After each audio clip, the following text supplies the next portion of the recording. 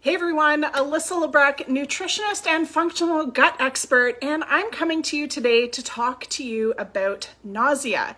A little birdie told me that many of you guys who've been hanging out inside our free Facebook group, the Love Your Guts IBS support group, are struggling with nausea. And we've been getting a lot of private messages lately of people asking for help with this specific issue. And so I wanted to pop in here today and get you some support and first of all, help you understand why you might be feeling so nauseous. It is such a debilitating sensation that we get inside our gut, and it's, I would say, almost just as bad as being in pain, right? We all know that when you're in pain, it is incredibly exhausting and it just wears on you, but so does nausea. And it's a tricky kind of thing that we feel inside our gut that often has us making choices that will make the nausea even worse. And so that's why it's really important that we understand why you might be feeling nauseous so that we can also prevent it from getting worse. So there's just three core things that cause nausea, and two of them are very, very common for individuals who struggle with gut issues. But let's start with the first one. So the very first big reason why people end up feeling nauseous is because they are under eating. Now listen, I know that when you have gut issues and you're not really sure what foods might be causing problems and causing your stomach to flare up, it makes it difficult to want to eat, and we end up eating like birds, right? We just kind of like peck at things and we don't actually end up eating full, balanced meals or even eating consistent meals throughout the day. Many of our clients, when they come to us inside our Love and Trust Your Guts program, they're usually eating 1, maybe 2 meals a day. And for the ones that are eating 3 meals, they're eating like plums and chicken. I had a client once when he signed up for a program, he was only eating plums and chicken. So whether you're eating once or twice a day or you're eating 3 times a day, but not enough food, it's just, that's the big problem, is your body is simply saying you're hungry. I remember years ago, we had a client first sign up with us. She jumped into her group and she said, Alyssa, please, my stomach is so nauseous. I need help. And I said, describe to me what it feels like. And she said, it feels like it's eating itself. And I said, girl, you're hungry. You need to eat more food. And that food fear was so crippling for her. It was actually causing more digestive issues and therefore nausea. So let me help get you guys some structure around what food needs to look like. First of all, elimination of foods is not the answer. If you've been hanging out with me for some time, you know that food is not the problem. Your gut is. And eliminating foods or following restrictive diets like the low FODMAP diet have been shown through studies to cause more damage in the long run. And then people will say to me, but Alyssa, it's just short term, and then we'll reintroduce the foods. But then I respond, but you can't reintroduce foods, and you've experienced that because every time you do, reactions come rushing back.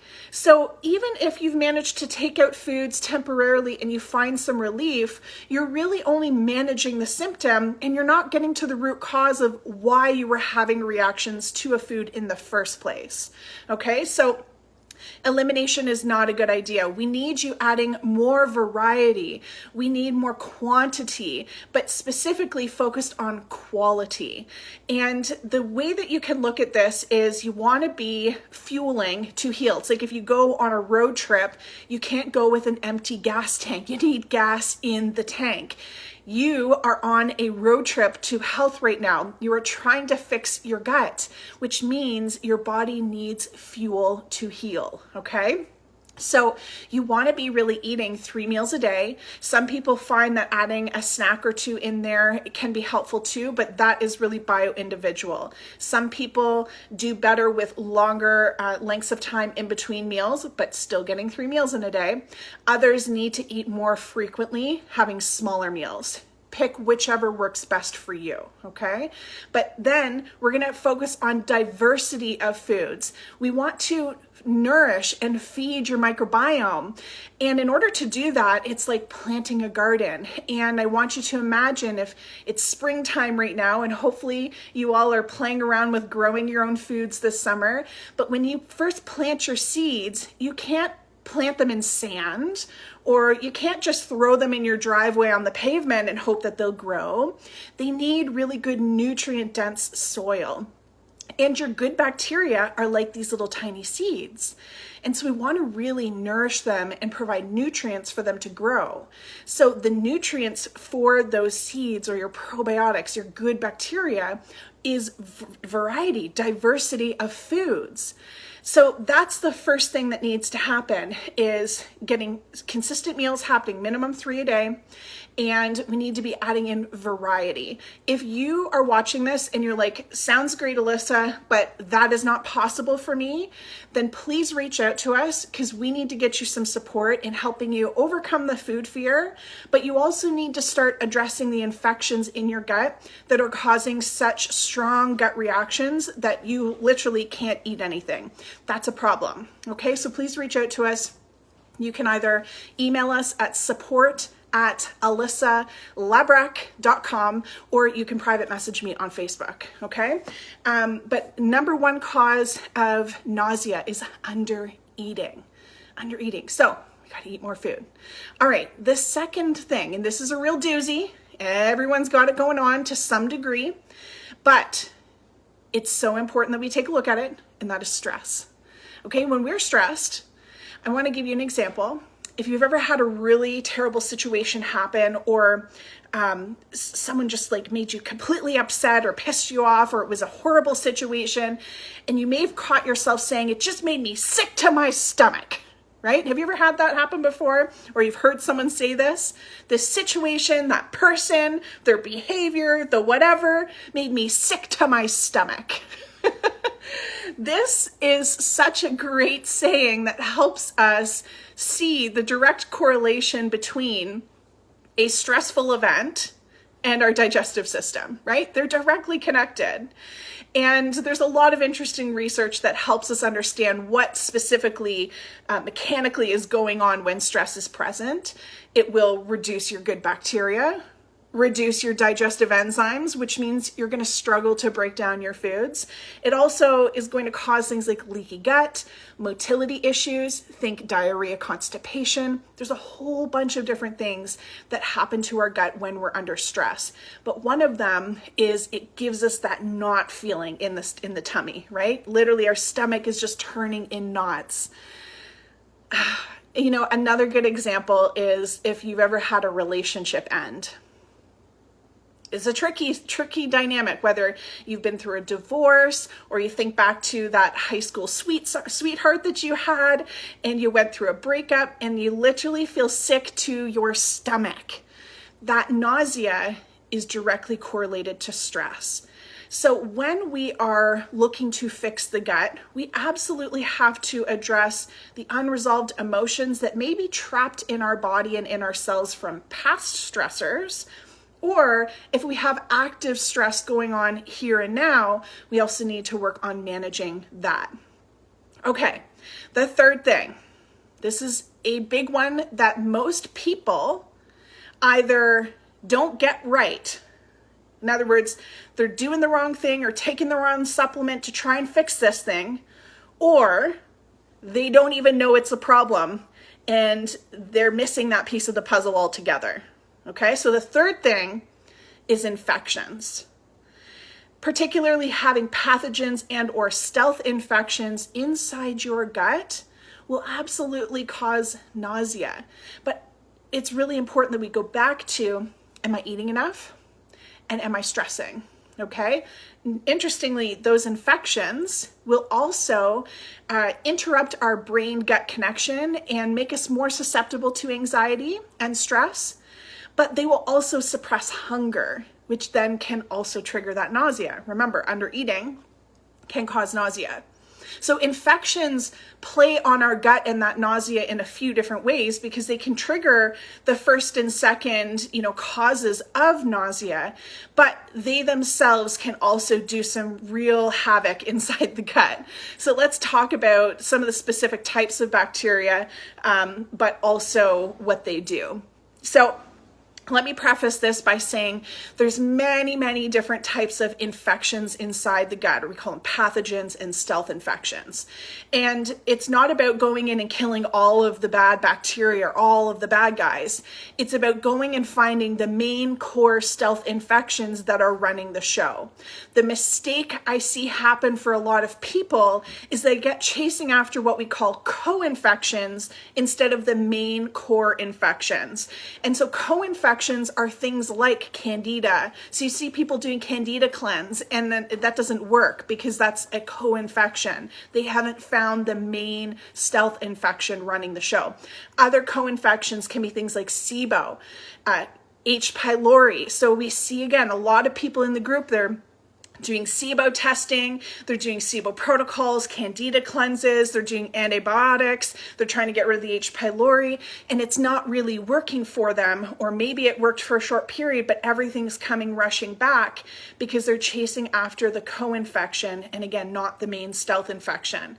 And I'm sharing this and prefacing this with, I'm going to share some different types of stealth infections and co-infections that can create nausea, but I don't want you guys going and trying to Google and like chasing after H. pylori, for example, because that's not how we go about getting rid of these types of bacteria. It's so important that you understand the relationship and also the certain pecking order to healing, okay? So I love coming on here and giving you guys knowledge and empowering you guys with information, but what I don't want you to do is try and take that and then self-diagnose and go into Googling all these random supplements, because what happens is that's feeding the same sort of beast where people are wasting money on shit that doesn't work, okay?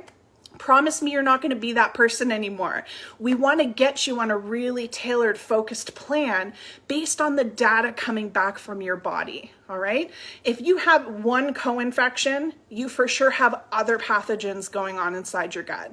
So infections in general are a big causer of nausea. And there's two in particular that I like to talk about in regards to nausea that I see are the most common ones. And the first one is H. pylori. Remember, this is a co-infection. It's not a root cause. And H. pylori is such a little bugger. It's a corkscrew bacteria. And what it does is it burrows itself into the gut lining.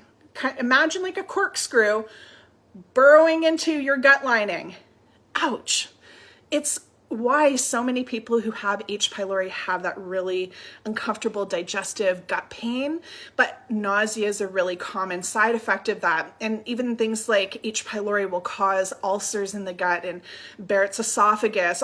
There's so many things that H. pylori is kind of an underlying culprit behind, but nausea is one of the common sort of byproducts of having this little bugger burrowing into your gut lining and damaging that gut lining, okay?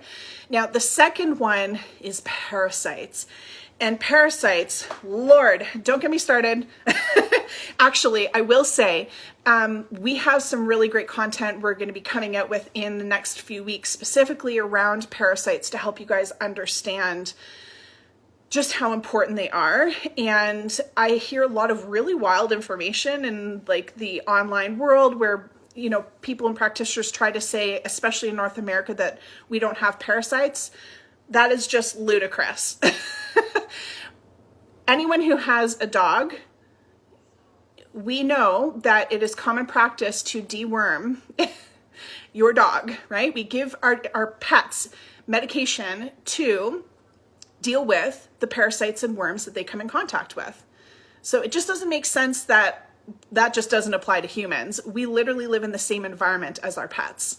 So let me just preface this with that, okay? Now, parasites I also want to share live in all different parts of our body. We've had clients pass them via their nose, vaginally, obviously in their poop, but we can have parasites in the brain and in the skin and obviously in our digestive tract. And I'm talking specifically about the types that are liking to hang out inside the gut and the intestines. They too like to damage the gut lining. Often, depending on the type of parasite, will bite in or suction onto the intestinal lining and feed off of our blood. Guys, think of those who are anemic or low iron. It's not an iron issue, it's a parasite issue. Okay, so parasites, because they also, much like H. pylori, love to like bite in there and really piss off the intestinal lining, nausea is a common byproduct of that. But when we think about infections, guys, remember we go back to what do these infections do? They feed off of our food. They eat our nutrients and leave us with the leftovers, meaning we become chronically malnourished or we're missing nutrients, aka we're not getting enough food, even sometimes when we're eating the food, which goes back to our number one trigger behind nausea is not eating enough food or not getting enough nutrients. So infections can, again, feed back into these other two causes. Obviously, having parasites or having H. pylori or any other kind of gut infection will be a very stressful situation when you don't know what's going on or how to handle it. And this is one of the things, again, that I see gets people perpetually stuck in that nauseous cycle. So the best thing that you can do, okay, I'm going to give you guys the things that you can do to tackle the nausea based on where you're at and the information you have. Again, data is required, protocol is required, but based on what we know and where you're at, there are two things that I recommend starting with. So generally speaking, just a great nausea remedy is ginger. And you can make ginger tea. You can literally chew on a chunk of ginger. There's a lot of different easy things. You can, get ginger powder and mix it into your food, like a stir fry. This is a really great, again, nausea remedy. And there's a caveat.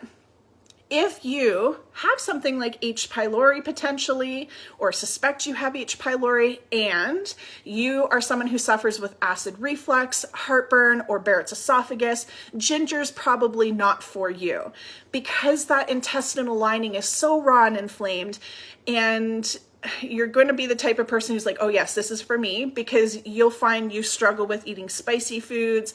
Drinking lemon juice is like no-go. Even chocolate can be triggering, coffee. If any of these types of foods historically have upset that acid reflux or that upper GI issues, ginger's not for you, okay?